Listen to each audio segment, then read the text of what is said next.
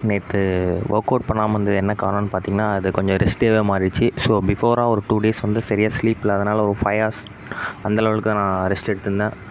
So நேற்று அப்படியே rest டேவாக விட்டுட்டேன். ஸோ ஒரு 9 ஹார்ஸ் கிட்ட நல்லா ரெஸ்ட் எடுத்துகிட்டு இன்றைக்கி எனக்கு லெக் அண்ட் ஷோல்டர் செஷன் நான் இன்றைக்கி பண்ணியிருக்கேன். ஸோ நல்லா பர்ஃபார்மன்ஸ் இருந்தது. அந்த ஒரு நாள் ஃபுல்லாக நல்லா ரெஸ்ட் எடுத்தது. ஸோ நீங்களே இந்த மாதிரி ரெஸ்ட் எடுக்கலாம். பட் ஆனால் அது அப்படியே அடுத்த நாள் ஒர்க் அவுட் பண்ண ஆரம்பிச்சிடுங்க. அது அப்படியே சரி இன்னும் கொஞ்சம் ரெஸ்ட் எடுக்கலான்ட்டு கேப் விட்டுறாதீங்க.